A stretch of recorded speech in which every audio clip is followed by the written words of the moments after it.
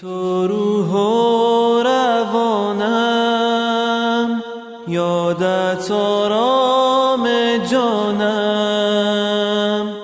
الحمد لله الذي هدانا لهذا وما كنا لنهتدي لولا أن هدانا الله لقد جاءت رسل ربنا بالحق.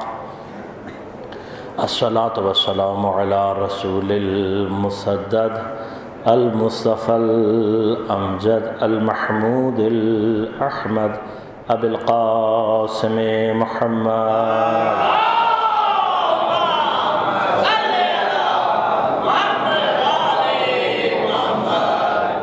والصلاة والسلام على أسد الله الغالب غالب على كل غالب علي بن أبي طالب.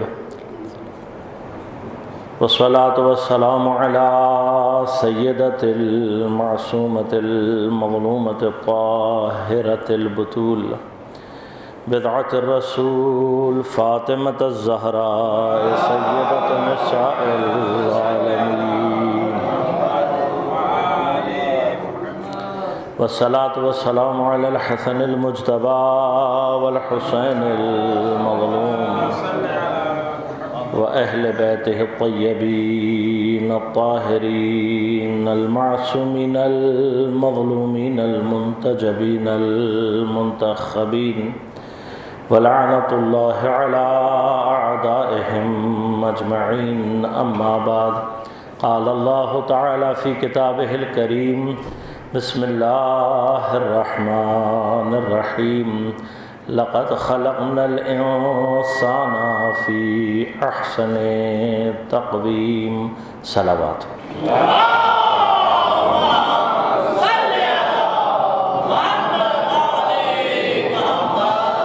مومنین کرام، سامعین محترم، عزیزان کرام قدر، انشاءاللہ ان 4 روزہ دروس کے سلسلے میں آپ کی خدمت میں قرآن اور انسان شناسی کے عنوان سے کچھ مطالب پیش کرنے کی کوشش کروں گا.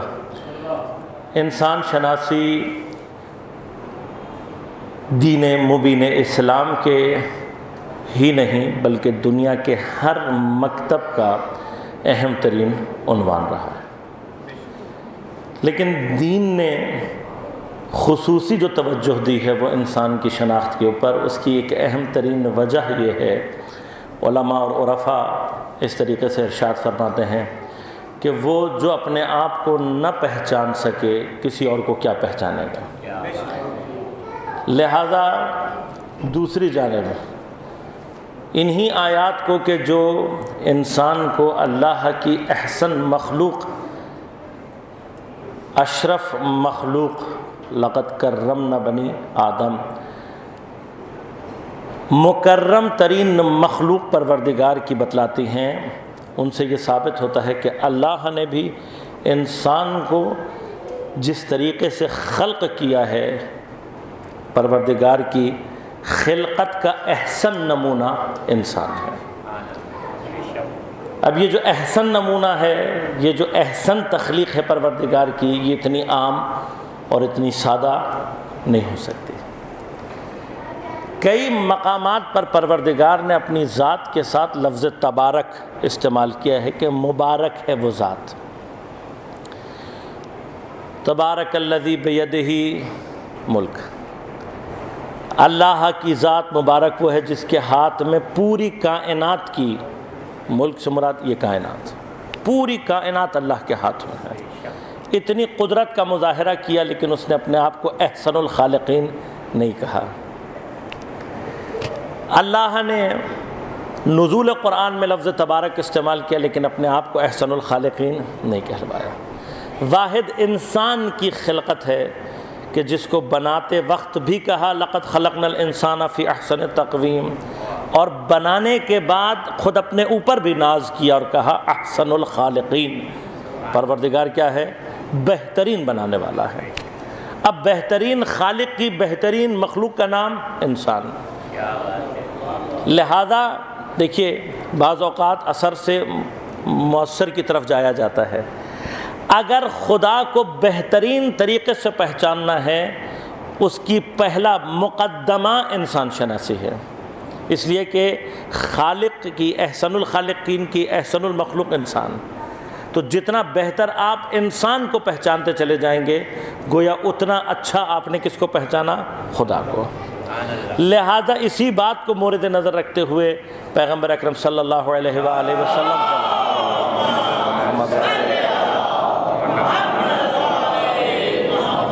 کی معروف ترین حدیث جس کو آپ نے بارہا سنا ہوگا کہ پیغمبر نے فرمایا کہ من عرف نفسہ فقد عرف ربہ، جس نے اپنے آپ کو پہچانا حتمن فقط حتمن اس نے اپنے کس کو پہچان لیا؟ پروردگار کو. لہذا پروردگار کی شناخت، عرفان پروردگار کے لیے عرفان نفس ضروری ہے. اب یہ جو انسان کے لیے انسان کی شناخت ہے، میں نے عرض کیا صرف ادعا اسلام کا نہیں ہے، اسلام نے بھی انسان کے بارے میں گفتگو کی ہے، دوسرے بھی مکاتب فکر انسان کے بارے میں گفتگو کرتے ہیں. اس وقت دنیا کی ساری بڑی یونیورسٹیز میں جو اہم ترین موضوع ہے وہ انسان ہے. ایک زمانہ تھا کہ جب ہم نے اپنی ابتدائی جوانی میں قدم رکھا تھا، اس زمانے میں جو سائنسز کے علوم تھے، مثلا انجینئرنگ کو اہمیت دی جاتی تھی، میڈیکل کو اہمیت دی جاتی تھی. لیکن آج اگر آپ دنیا کی ٹاپ موسٹ یونیورسٹیز میں چلے جائیں گے تو آپ کو یہ دیکھ کر حیرانگی ہوگی کہ وہ سبجیکٹس جو میرے اور آپ کے زمانے میں کوئی نہیں پڑھتا تھا، اکنامکس تھی، سائیکالوجی تھا، سوشیولوجی تھا، ہمارے ہاں بلکہ کہا جاتا تھا یہ خواتین کے پڑھنے کے مضامین ہیں. آج دنیا کی آپ اگر بیسٹ یونیورسٹیز میں جائیں گے تو آپ کو نظر آئے گا کہ جو ٹاپ لیول فیکلٹیز ہیں اور جو ٹاپ موسٹ اسکالرشپس ہیں وہ ہیومن سائنسز کے لیے. اس وقت سب سے زیادہ جو اہم ترین موضوع ہے دنیا کی یونیورسٹیز میں وہ کیا ہے؟ انسان. اور لوگ آج یہ کہنے پر مجبور ہو گئے ہیں، اتنی ٹیکنالوجیکل ایڈوانسمنٹ، اتنی ترقی، اتنی ریسرچ کرنے کے بعد اب دنیا یہ کہنے پر مجبور ہو گئی ہے کہ زمین کے اوپر ناشناختہ ترین وہ مخلوق کے جس کو ابھی تک جانا ہی نہیں گیا ہے خود انسان ہے. اس لیے کہ انسان پر آپ جتنی تحقیق کرتے چلے جا رہے ہیں اتنا انسان کی پیچیدگیاں سامنے آتی جا رہی ہیں، اتنا ہی انسان مشکل سے مشکل بظاہر ہمیں نظر آتا جا رہا ہے. اب ہو کیا رہا ہے؟ دنیا میں ہر علم کسی ایک زاویے سے انسان کو اسٹڈی کرنا چاہتا ہے. جب وہ اپنے زاویے سے اسٹڈی کرتا ہے، آگے بڑھتا ہے، ایک حد تک انسان کو ڈیفائن کر پاتا ہے، لیکن دوسرے زاویوں سے چونکہ خاموش ہوتا ہے، دوسرے زاویے اس کی نظر میں نہیں ہوتے، اس کے لیے انسان کی پیچیدگیاں بڑھتی چلی جاتی ہیں. لیکن نتیجہ کیا نکل رہا ہے؟ نتیجہ یہ نکل رہا ہے کہ جس قدر انسان پر تحقیق بڑھتی چلی جا رہی ہے، انسان بجائے سمجھ میں آنے کے اور کیا ہوتا جا رہا ہے؟ پیچیدہ. عجیب و غریب تحقیقات سامنے آ رہی ہیں. ایک زمانے تک، میں ایک نمونہ آپ کے سامنے پیش کر رہا ہوں کہ تحقیقات انسان کو کہاں لے جا کر کھڑا کرتے ہیں. ایک زمانے تک وہ ساری چیزیں جسے میں اور آپ آسے، جن اور بھوت کا تصور دیا کرتے تھے، ہم سمجھتے تھے کسی کے اوپر جن آ گیا، یہ آسیب کسی کے اوپر آ گیا ہے، اور اس کے لیے ہم تلاش کرتے تھے لوگوں کو، کوئی بابا مل جائے، کوئی عامل مل جائے، کوئی جادوگر مل جائے، جن اتارنے والا مل جائے. سائنس کی تحقیق، خصوصاً سائیکالوجی کی تحقیقات نے ثابت کیا ہے، ایک اندازے کے مطابق کہہ رہا ہوں کیونکہ بعض کیسز سائیکالوجی میں بھی حل نہیں ہوئے ہیں، لیکن 99% کیسز جسے میں اور آپ یہ سمجھتے تھے کہ اس آدمی کے اوپر جن آ گیا ہے، اس کے اوپر جن کا اثر ہے، وہ جن کا اثر نہیں ہوتا، وہ انسان کی ایک سائیکولوجیکل ڈس آرڈر کا نام ہے، ایک سائیکولوجیکل نفسیاتی مرض ہے. اس مرض کو جب دریافت کیا، اس مرض کا نام ہے شیزوفرینیا. شیزوفرینیا کا جو مریض ہے اس کے اندر 2 پرسنالٹیز ڈیولپ ہو جاتی ہیں، 2 شخصیتیں اس کے وجود میں بن جاتی ہیں. یہ جو دوسری شخصیت اس کے اندر بنتی ہے یہ اتنی حیرت انگیز کام کر سکتی ہے، اتنے عجیب و غریب کام انسان کے لیے انجام دے سکتی ہے کہ ہم وہ سارے کام دیکھنے کے بعد یہ فرض کر لیتے ہیں کہ یہ حتماً اس کے اوپر کوئی جن آ گیا ہے. جنہ کے اوپر گفتگو کبھی اور کروں گا انشاءاللہ. جن شناسی بھی ایک موضوع ہے وہ کبھی گفتگو رہی تو وہاں پہ تفصیل سے آپ کی خدمت میں عرض کروں گا۔ یہ یاد رکھیے گا کہ جن مخلوق ہے، جن کے علاوہ جتنے ہمارے تصورات ہیں، ان میں سے کوئی چیز ایگزسٹ نہیں کرتی، کوئی چیز نہیں پائی جاتی۔ یعنی یہ بھوت، چڑیل یا اس ٹائپ کے جتنے بھی ہمارے ذہن میں چیزیں موجود ہیں، ان میں سے کوئی چیز ایگزسٹ نہیں کرتی، کوئی چیز موجود نہیں ہے۔ جو چیز موجود ہے، جس کا قرآن نے بھی ذکر کیا، وہ اجنہ ہے۔ لیکن اجنہ، جن کیسی مخلوق ہے، جن کیا ہوتا ہے، یہ میں نے عرض کیا ایک بحث مفصل ہے، لیکن جو مختصر ترین بات آج آپ کی خدمت میں عرض کر سکتا ہوں وہ یہ ہے کہ جن کو اللہ نے اشرف نہیں بنایا، جن کو اللہ نے احسن نہیں بنایا، جن کو اللہ نے اکرم نہیں بنایا، تو جو نہ اشرف ہے، نہ احسن ہے، نہ اکرم ہے، آپ کیسے تصور کر سکتے ہیں کہ وہ اشرف پر حاوی ہو سکتی ہوگی، اشرف کے اوپر، اکرم کے اوپر حاوی ہو سکتی ہوگی؟ نہیں ہو سکتی حاوی۔ حتیٰ بعض علماء کی نظر میں یہ ہم سمجھتے، دیکھیے ہم جب جاتے ہیں کہیں، انسان ایک عجیب و غریب مخلوق ہے، یہ یاد رکھیے گا ہمارے عقیدے کی کمزوری ہمیں بعض حیوانات سے ڈراتی ہے۔ عقیدے کی کمزوری، یہ انشاءاللہ موضوع کبھی رہا، قلب پر بحث کروں گا تو پھر آپ کو تفصیل سے سمجھاؤں گا یہ ساری باتیں، کہ انسان میں عقیدہ تیار کہاں ہوتا ہے، عقیدہ تیار ہونے کے بعد جاتا کہاں پر ہے، جانے کے بعد اثر کہاں دکھاتا ہے۔ ایک اجمالی گفتگو آپ کی خدمت میں پیش کروں گا انشاءاللہ، لیکن تفصیلی گفتگو کبھی اور انشاءاللہ۔ لیکن انسان کے عقیدے کی کمزوری اسے حیوانات سے ڈراتی ہے۔ آپ نے دیکھا ہوگا یہ عقیدے کی کمزوری ہے۔ بعض خواتین چوہے سے ڈرتی ہیں، لال بیگ سے ڈرتی ہیں، بچے ہنستے ہیں ان کے اوپر۔ کیوں ہنستے ہیں بچے؟ اس لیے کہ بچہ ہونے کے باوجود یہ سینس رکھتا ہے کہ یہ مخلوق میرا کچھ نہیں بگاڑ سکتی۔ ہمارے عقیدے کی کمزوری میں سب سے بڑی جو عقیدے کی کمزوری کیا ہے، ہم یہ سمجھتے ہیں فلاں شے مجھے نقصان پہنچائے گی، فلاں شے مجھے فائدہ پہنچائے گی۔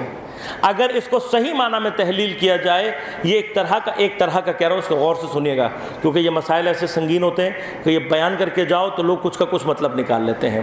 نوعاً شرک ہے، نوعاً شرک فقہی نہیں ہے، انسان کافر نہیں ہو جاتا ان چیزوں سے، لیکن نوعی شرک ہے، نوعاً ایک طرح کا خفیف شرک ہے، اس لیے کہ کائنات میں ہر طرح کا نفع و نقصان کس کے ہاتھ میں ہے؟ پروردگار کے ہاتھ میں۔ اب اگر میں ایک عام حیوانات کے مقابلے پر ایک عام حیوان کو یہ سمجھ لوں کہ یہ مجھے نقصان پہنچا دے گا، تو پھر سوچئے کہ میرا عقیدہ کس مقام پر کھڑا ہے۔ اسی طرح سے یہ ہمارے عقیدے کی کمزوری ہے، ورنہ حقیقتاً کیا ہے، البتہ یہ سائنس سے بھی ثابت ہو چکا ہے، سارے حیوانات انسان سے ڈرتے ہیں، سارے حیوانات ڈرتے ہیں۔ انسان کے عقیدے کی کمزوری ہے کہ اسے حیوانات کے سامنے کمزور بنا دیتی ہے، ورنہ یہی انسان ہے۔ خوفناک ترین درندوں کو انسان نے سرکس کا بنا دیا، نچا کر رکھ دیا، اچھال کر رکھ دیا، تماشا بنا دیا، انسان نے کیا نا۔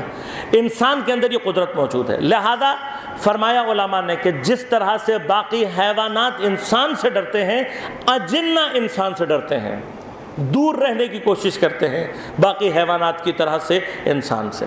لہذا یہ جتنے بھی تصورات تھے ہمارے، اور اس پر بحث ہے، یہ جو ہم سمجھتے ہیں کہ جن ہمارے اندر گھس جاتا ہے، تو ہمارے اندر کہیں گھسنے کی کوئی جگہ ہے ایسی کہ جس میں جن گھستا ہو، یہ سوالات ہیں، کبھی انشاءاللہ تفصیل سے عرض کروں گا۔ لہذا یہ جتنی بھی باتیں ہیں عزیزان من، مشکل کہاں پر ہے؟ مشکل یہ کہ ہم نے اپنے آپ کو پہچانا ہی نہیں، ہم نے اپنی شناخت کی ہی نہیں۔ آج ایک چھوٹی سی مختصر سی گفتگو، اس کو اپنے ذہن میں رکھیے گا، تھوڑا سا ایک فوڈ فار تھاٹ ہوتی ہے، سوچنے کی، تدبر کرنے کی۔ افلا یتدبرون، قرآن کا سب سے بڑا جو نعرہ ہے وہ کیا ہے؟ افلا یتدبرون۔ کیوں؟ بلکہ سورہ مبارک محمد میں جو اللہ تعالیٰ نے ارشاد فرمایا وہ کیا؟ افلا یتدبرون، کیا ان کے دلوں کے اوپر قفل لگے ہوئے ہیں؟ اسی آیت کو آپ عکس کر دیں، یعنی کیا؟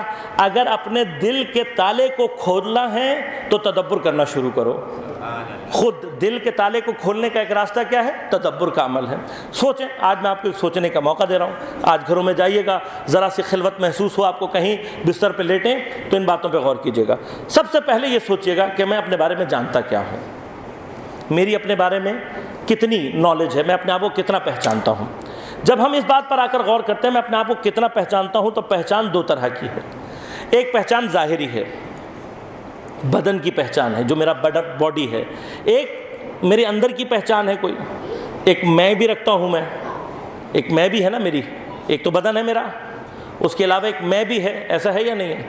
بدن کے علاوہ ایک میں پائی جاتی ہے، وہ میں کہ جو آپ کے بدن کے بدلنے کے ساتھ بدلتی نہیں ہے، وہ میں جو بچپن میں چھوٹی، جوانی میں بڑی، بڑھاپے میں بوڑھی نہیں ہوتی، بلکہ وہ میں ہی رہتی ہے۔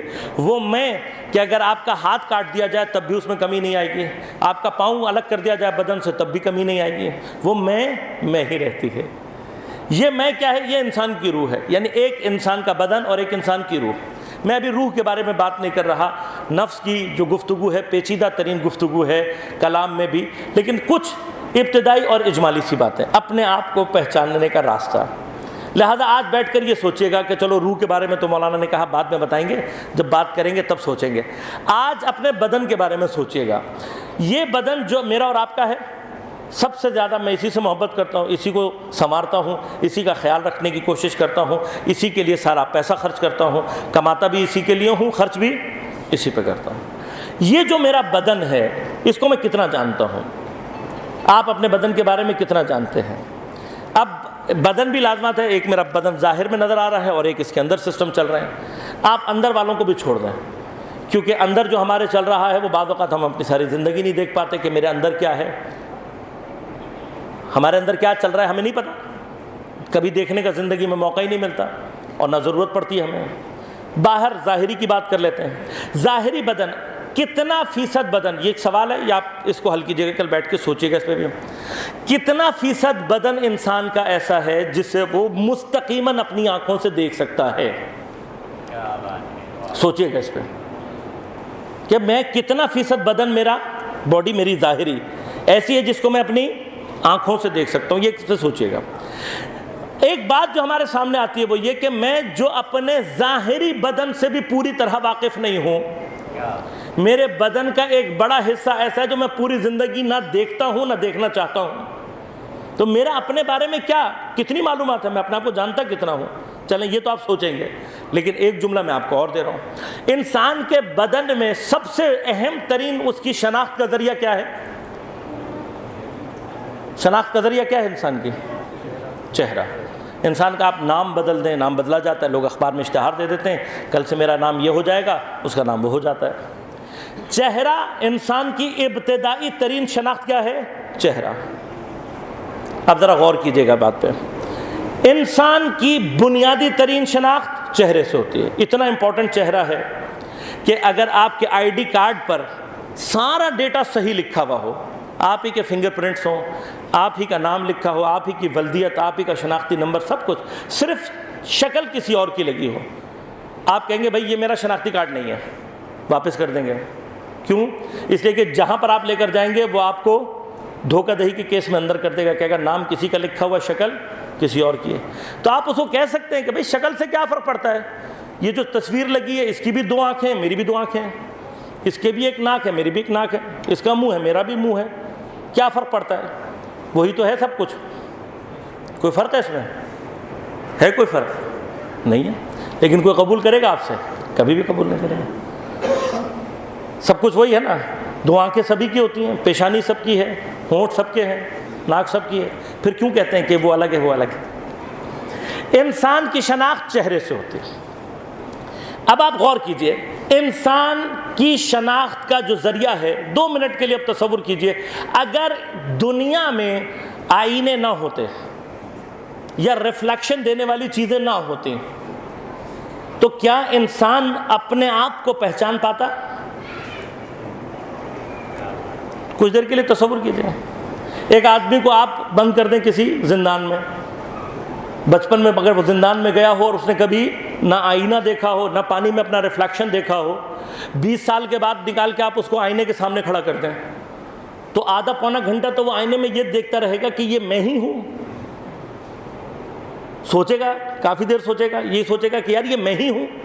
حتیٰ یقین کریں آپ 1 ہفتے اپنی شکل نہ دیکھیں، 1 ہفتے بعد جب آپ شکل دیکھیں گے تو 2 منٹ تک آپ بھی سوچتے رہیں گے کہ یار میں ایسا ہو گیا ہوں۔ آئینہ نہ ہو، انسان حتیٰ اپنے آپ کو پہچان سکتا ہے۔ اب آپ سوچیں اگر آئینہ نہ ہوتا دنیا میں، عکس والی چیزیں نہ ہوتی تو انسان اپنے آپ کو پہچان سکتا تھا؟ اصلاً انسان اپنے آپ کو پہچان نہیں سکتا اگر آئینہ نہ ہو، ریفلیکشنز نہ ہو، اپنی ہی پہچان میرا اپنا چہرہ میرے لیے کیا ہو جاتا؟ اجنبی، میں اپنے آپ کو نہ پہچان پاتا۔ تو اب میرا آپ سے ایک سوال یہ ہے، اللہ نے ہم پر یہ لطف کیا ہے نا، اللہ نے ہم پر احسان کیا ہے کہ اس نے آئینوں کو خلق کیا، عکس دینے والی چیزوں کو خلق کیا، ریفلیکشنز کو خلق کیا، تاکہ میں اس میں اپنے آپ کو دیکھ کر اپنے آپ کو پہچان سکوں۔ تو میں انسان، میری حیثیت کیا ہے؟ میری حیثیت یہ ہے، دنیا میں اگر آئینہ نہ ہو میں اپنے آپ کو نہیں پہچان سکتا۔ جو انسان آئینے کے وسیلے کے بغیر اپنے آپ کو نہیں پہچان سکتا، وہ بغیر کسی وسیلے کے خدا کو پہچاننے چلا ہے۔ باتیں کیا کرتا ہے؟ باتیں یہ کرتا ہے، وہ کہتا ہے کہ میں بغیر آئینے کے، بغیر کسی وسیلے کے خدا کو پہچان سکتا ہوں۔ بات یہ ہے عزیزان من کہ جو انسان اپنے آپ کو کسی وسیلے کے بغیر نہیں پہچان سکتا، اپنے خالق کو، کائنات کی سب سے بڑی ہستی کو وہ بغیر کسی وسیلے کے نہیں پہچان سکتا، یہ اس کا احسان ہے۔ اس نے میری مادی شناخت کے لیے مادی آئینے خلق کر دیے ہیں، اپنی نورانی شناخت کے لیے اس نے نورانی آئینے خلق کیے ہیں جنہیں تلاش کرنے کی ضرورت ہے، وہ وسیلے کے جو ہمیں خدا تک لے جانے والے ہیں۔ لہذا ہم اپنی شناخت کے لیے بھی اہل بیت کے در پر آتے ہیں، اور اللہ کی شناخت کے لیے بھی اسی دروازے پر آتے ہیں کہ یہی ہمارے لیے ہماری بھی پہچان کا اور خدا کی بھی پہچان کا ذریعہ ہے۔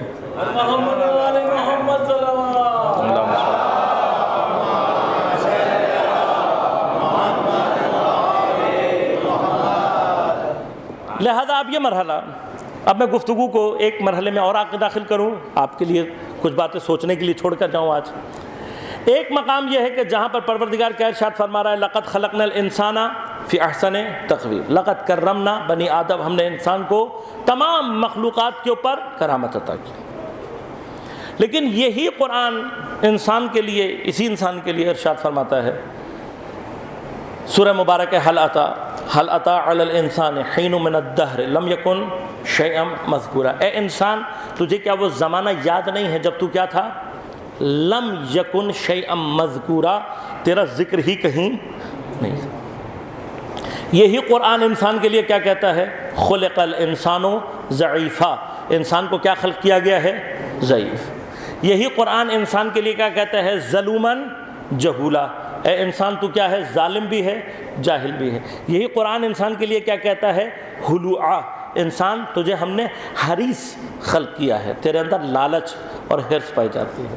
یہی قرآن انسان کے لیے کیا کہتا ہے؟ واللہ اخرجکم من بطون امہاتکم لا تعلمون شیئا، اے انسان اللہ نے تجھے تیری ماں کے پیٹ سے اس عالم میں نکالا کہ تو کچھ بھی نہیں، لا تعلمون شیئا، تجھے کچھ بھی نہیں معلوم تھا۔ اب میرا آپ سے سوال یہ ہے کہ یا یہ اللہ کی بہترین مخلوق ہے یا نہیں ہے؟ اگر ہے تو احسن تقویم سے کیا مراد ہے؟ اور اگر ہے تو پھر یہ ضعیف ہونے سے کیا مراد ہے؟ ظالم ہونے سے کیا مراد ہے؟ جاہل ہونے سے کیا مراد ہے؟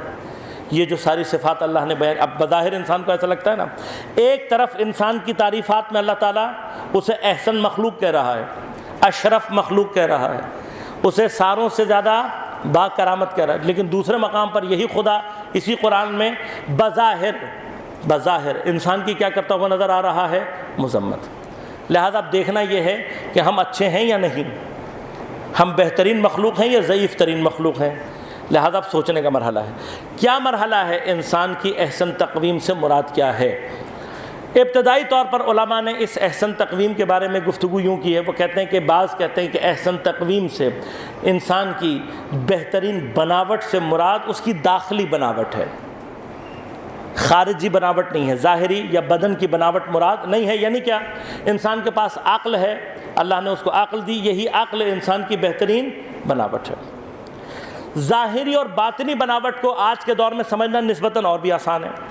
ایک مثال اس کی میں آپ کو آج کی موجودہ ٹیکنالوجی کے حساب سے دیتا ہوں، مثلاً کمپیوٹر کو ہم دو طریقے سے دیکھتے ہیں۔ ایک کمپیوٹر کا ظاہر ہوتا ہے، مثلاً میرے جیسے لوگ جب کمپیوٹر خریدتے ہیں جاتے ہیں، اب ان کو اندر کا حال تو نہیں پتہ ہوتا، وہ کہتے ہیں بھئی مانیٹر ذرا خوبصورت سا ہونا چاہیے، کیسنگ بھی بڑی پیاری سی ہونی چاہیے، کی بورڈ بھی خوبصورت سا ہو، ماؤس بھی ذرا پکڑ کے اچھا لگے۔ اس سے زیادہ ہمیں آتا بھی نہیں ہے، لہذا ہمیں پتہ بھی نہیں ہے کہ کمپیوٹر میں کیا، تو ہم کہتے ہیں بھئی باہر سے اچھا لگنا چاہیے، لوگ آئیں تو دیکھیں کہ مولانا صاحب کے پاس بہت اچھا سا کمپیوٹر رکھا ہوا ہے۔ لیکن جو کمپیوٹر انجینئر ہے، سافٹ ویئر انجینئر ہے، وہ کہتا ہے بھائی کیسنگ ویسنگ بیکار چیزیں ہوتی ہیں، اس کا کوئی فائدہ نہیں ہے.